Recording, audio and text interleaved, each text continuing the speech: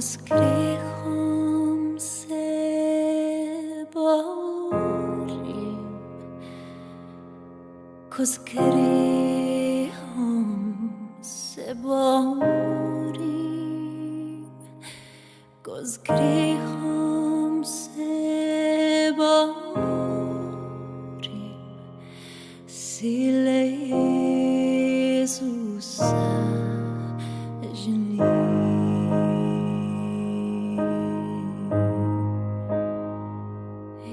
Jezusa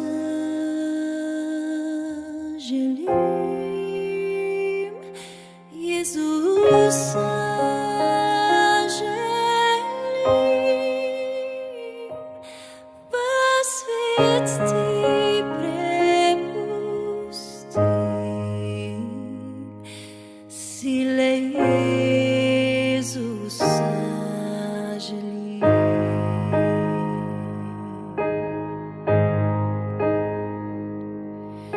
In ko samljen sam, in ko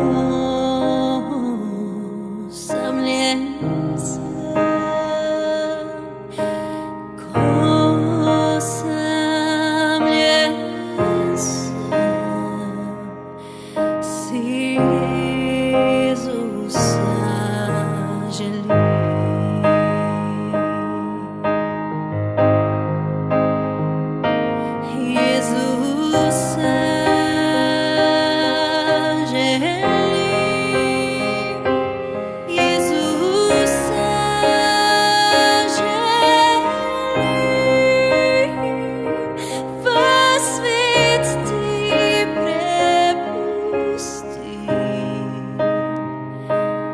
Sile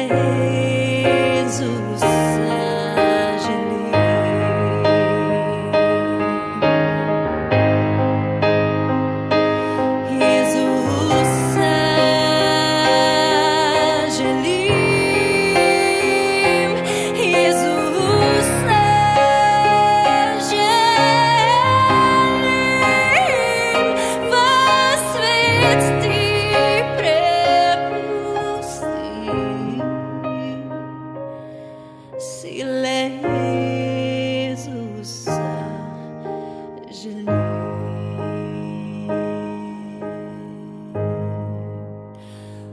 želim.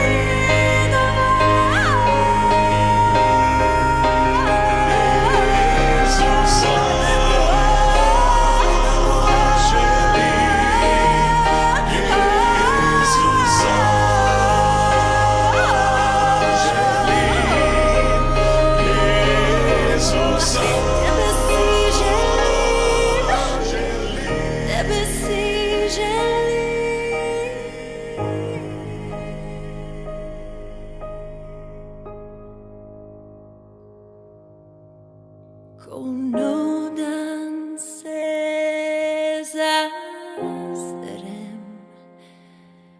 ko nudan se zazrem, ko nudan se zazrem, si Jezusa želim.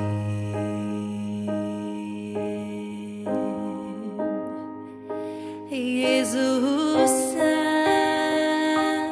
želim,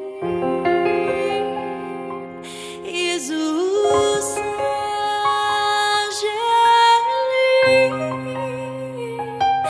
v svet ti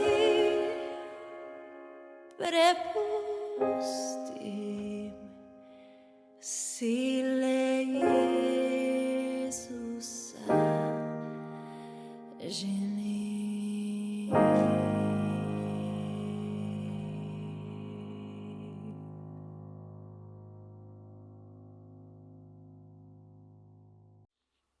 Ves svet je pretresen, kaj se dogaja v Ukrajini.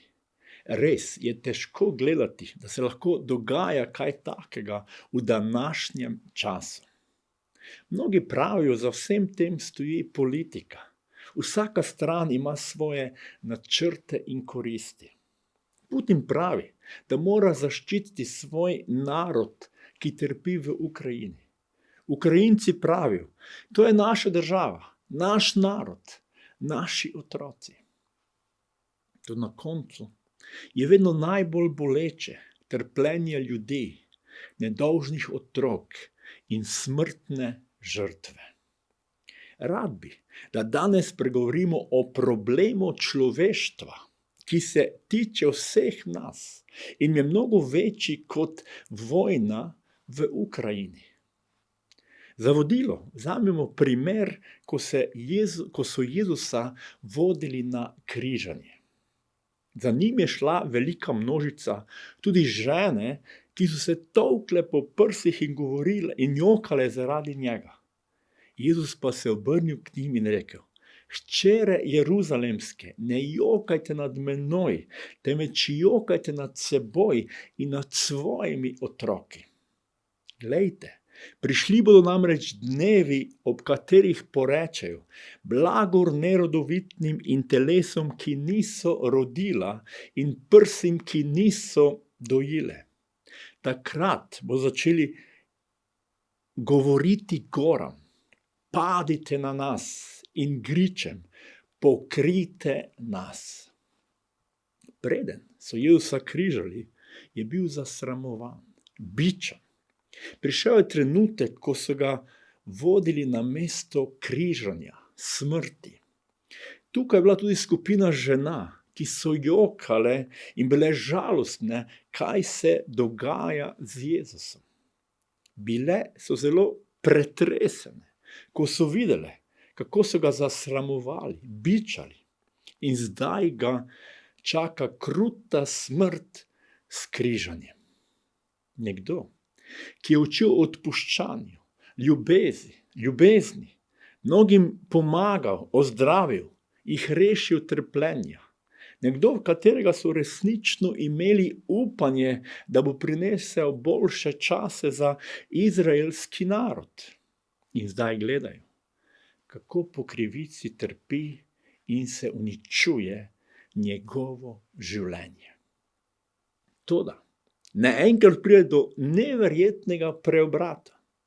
Jezus pa se obrnil k njim in rekel: Hčere Jeruzalemske, ne jokajte nad menoj, temveč jokajte nad seboj in nad svojimi otroki. Kaj je Jezus s tem mislil? Mogoče na leto 70 v 1. stoletju, ko je bil Jeruzalem popolnoma porušen in uničen. Mogoče je mislil na vso zlo, ki ga je in bo storilo človeštvo v celi svoji zgodovini. Ali pa mislil na globalni problem človeštva, ki se tiče vsakega posameznika. Če pogledamo širšo Jezusovo učenje, je včasih zelo jasno nakazal, kaj je problem človeštva. Od znotraj namreč, iz človeškega srca, prihajajo hudobne misli, nečistovanja, tatvine, umori, prešuštva, pohlepi, hudobije, zvijača, razuzdanost, nevoščljivost, bogokletje, napuh, nespamet. Vse te hudobije prihajajo od znotraj in omadežujejo človeka. Jezus tukaj misli na človeka kot posameznika in celo človeštvo. Jezusova smrt je bila nekaj strašnega. Vsi mi odreagiramo, ko vidimo zlo, krivico, uničevanje ljudi, tako kot so odreagirale žene. Ko gledamo vsak dan, kaj se dogaja v Ukrajini, smo vsi zgroženi in se sprašujemo, kako se lahko to dogaja v 21. stoletju. Nažalost, to, kar je Jezus izpostavil za glavni problem človeštva, pohlep, hudobija, napuh, nespamet, zvijača, sebični motivi, znova in znova pridejo na površje in gledamo grozote, ki se dogajajo na svetu. Jaz nisem eden od tistih, ki vsaki težavi, vojni ali potresu že napoveduje konec sveta. Vendar pa moramo vedeti, da je Jezus učil in govoril tudi preroško, kaj se bo dogajalo s človeštvom na tem svetu. Zato ne smemo zanemariti nekatere odlomke, o katerih Jezus napoveduje grozote, čeprav o njih nočemo poslušati. Slišali pa boste o vojnah in govorice o vojnah, glejte, da se ne vznemirite, kajti to se mora zgoditi, vendar še ni konec. Vzdignil se bo namreč narod proti narodu in kraljestvo proti kraljestvu in lakote in potresi bodo na raznih krajih, vendar je vse to začetek porodnih bolečin. Takrat vas bodo izročali v stisko in vas smorili. Vsi narodi vas bodo sovražili zaradi mojega imena. Veliko se jih bo takrat pohujšalo, izdajali bodo drug drugega in se med seboj sovražili. Stalo bo veliko lažnih prerokov in bodo mnoge zavedli. Ker se bo nepostavnost povečala, se bo ljubezen pri mnogih ohladila. Kdor pa vztraja do konca, bo rešen. In ta evangelij kraljestva bo oznanjen po vsem svetu v pričevanje vsem narodom in takrat bo prišel konec. Jezus govori o vojnah, potresih, stiskah, sovraštvu, ubijanju. Govori o duhovni zmedi, lažnih prerokih, ki bodo zavajali. Govori o nepostavnosti, grehu, uničevanju ljudi med seboj. Te besede je Jezus povedal pred 2000 leti. In če pogledamo nazaj in se ozremo v zgodovino človeštva, so se verjetno že večkrat izpolnile. Seveda, ne smemo gledati vse črno. Človeštvo je v teh 2000 letih silno napredovalo in se razvilo v mnoge smeri. Življenje je na mnogih področjih lažje, lepše in lepo je živeti na tej zemlji. Toda vedno smo zgroženi, ko človeštvo pade na osnovnih stvareh, kot so enakopravnost, sočutje, pravičnost, človeške pravice, svoboda in podobno. Kaj lahko naredimo? Če se ne lotimo največjega problema človeštva, naše grešne, negativne, notranje plati, se tragedija človeštva znova in znova ponavlja. Nažalost je Jezus tudi napovedal, da se bo ljubezen ohladila zaradi nepostavnosti, življenja brez Boga, standardov in njegovih načel. A obstaja upanje, rešitev. Brali smo, da se Jezus obrnil in je rekel hčeram jeruzalemskim: ne jokajte nad menoj, temveč jokajte nad seboj in nad svojimi otroki. Potrebno je večkrat spoznati svojo nemoč. Če najprej vsak pri sebi prizna, kolikokrat smo nemočni in nas vodi sebičnost, uničenje, je to prvi korak do spremembe. Potrebujemo pomoč. Jezus ni nikoli učil samo o grešni, negativni, temni strani človeštva, ampak je vedno kazal na izhod, upanje, spremembe, življenje. Zelo konkretno je učil, kako se naj človeštvo sooči s svojim največjim problemom. Če pogledamo le nekaj primerov. Delajmo za mir. Blagor tistim, ki delajo za mir, kajti imenovani bodo Božji sinovi.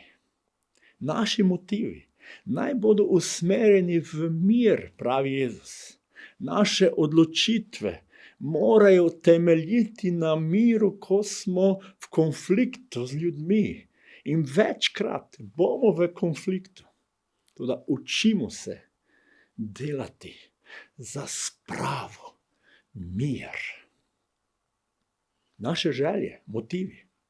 Jezus pravi, tako torej vse, kar hočete, da bi ljudje storili vam, tudi vi storite njim. To je namreč postava in preroki. Jezus nas noče za nič prikrajšati. Želi nam samo odkriti smisel, polnino življenja. In pravi, ko gledamo na svoje potrebe, ne pozabimo tudi na potrebe ljudi okrog nas. Kar želimo sebi, želimo tudi ljudem, ki so okrog nas. Le tako lahko posameznik, ljudje, narodi doživijo spremembo in se spreminjamo naprej. Le tako lahko premagujemo največji problem človeštva. Mnogi molimo za mir v Ukrajini. Mnogi se celo sprašujejo, zakaj Bog to dovoljuje. Jezus je že pred 2000 leti delal na tem. Jezus pravi takole, zapovedi poznaš, ne ubijaj, ne prešuštvuj, ne kradi, ne pričaj po krivem, ne goljufaj, spoštuj očeta in mater. Če bi bili poslušni Jezusovim besedam, ne ubijaj, bi bil problem v Ukrajini že rešen. Verjetno ga sploh ne bi bilo. Brez Boga, njegove pomoči in njegovih besed ne zmoremo. Kruto je, ko se imamo za kristjane, a naše življenje je nekaj čisto drugega.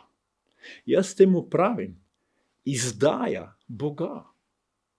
Toda še vedno imamo priložnost, da se odločimo za Boga. Njegovo pomoč, da se ponižamo in prosimo, da nam pomaga, da moč, da živimo po njegovih besedah, da spreminja to našo grešno notranjost. Jezus je povedal, da bo do konca pomagal, če želimo njegovo pomoč. In ta evangelij kraljestva bo oznanjen po vsem svetu v pričevanje vsem narodom. In takrat bo prišel konec. Dokler se oznanja Božja beseda, je priložnost za spremembe.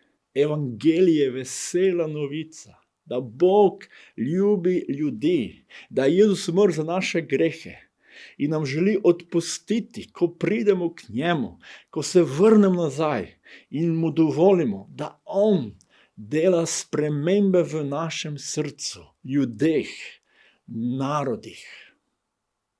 Ne zavrnimo Božje pomoči. Če je potrebno, se zjočimo, kot je Jezus rekel, jočite nad seboj in svojimi otroki. Prosimo odpuščanje in predajmo svoje življenje njegovo vodstvu, da ne bo nekega dne res prepozno. Zaključimo z molitvijo. Molimo za situacijo, za vojno, ki se dogaja v Ukrajini, da se stvari spremenijo. Jaz velikokrat molim, da Bog iz teh težkih situacij, katere velikokrat človeštvo pripelje, na koncu iz tega spremeni in napravi nekaj dobrega. V bistvu nam Božja beseda celo to obljublja. Zato se združimo, vsi skupaj v molitvi in prosimo, Jezus, mi te prosimo za tvojo pomoč. Bog, ti vidiš celo situacijo. Ti poznaš tudi največji problem človeštva. In danes smo tukaj, da pomagaš nam, Gospod, da vsa naša grešnost, negativnost, vse, kar nas velikokrat motivira in vodi, da bi uničevali drug drugega. Jezus, prosimo te, odpusti nam in nam pomagaj. Spreminjaj naša srca, spreminjaj ljudi okrog nas, spreminjaj ljudi v tem svetu. In prosimo te tudi za situacijo v Ukrajini. Daj, da se vojna zaustavi. Prosimo te za mir in prosimo te za ljudi, ki so tam, ki so vključeni, Gospod, ki so na odgovornih položajih. Jezus, da tudi v njihovih srcih pride modrost in odločitev, da zaustavijo vojno, da se odločijo, da se vojna konča in nastopi mir. Jezus, to te prosimo v imenu Očeta in Sina in Svetega Duha. Amen.